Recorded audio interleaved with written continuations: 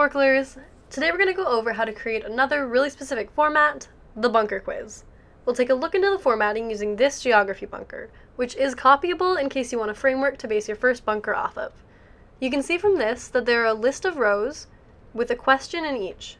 They're all multiple choice questions, and getting an answer right allows you to move down through the rows.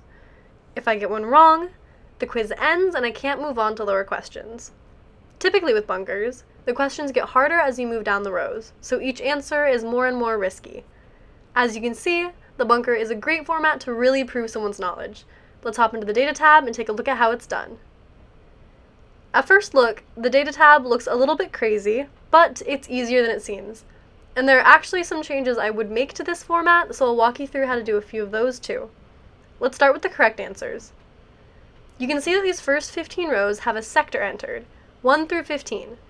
This just counts up how many questions you made it through, essentially how many sectors of the proverbial bunker you've made it down.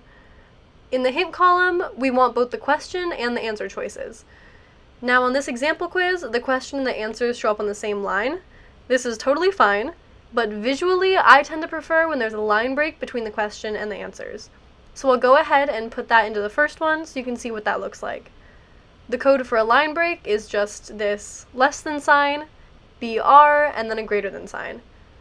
Now to make sure that wrong answers still register for the same hint, I'll add the line breaks into the wrong answer rows hints too. That brings us to the wrong answer rows. This quiz has one row for each wrong answer. That's totally acceptable, but it tends to be easier if you just enter all of the wrong answers as alternates in one row. To show you what that would look like, I'll just do that to the first question. Since the answer to that question is D, we want A, B, and C to register as incorrect. With the exact same hint in the hints column, we'll type in A/B/C. Now I want the display just to say wrong when a wrong answer is entered, so I'll enter that as the first alternate to make it the display answer. Then I'll put EE into the extra info column so that all of those answers register as incorrect. Now, even if I delete those two other wrong answer rows, A, B, and C will still register as incorrect. Let's take a quick stop in the Options tab before I prove to you that my changes work. If you're giving your quiz takers A, B, C, and D answers, you're going to want to accept single character answers. Then, since we have all those wrong answers entered, we're going to want our bonus answers to show up as wrong answers, and for wrong answers to end the quiz. This means that everything entered in those EE rows is going to end the quiz and prevent the taker from descending any lower into the bunker.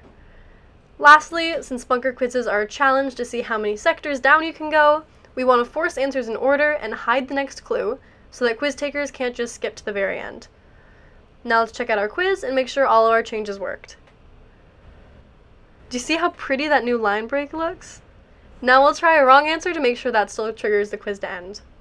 And it does.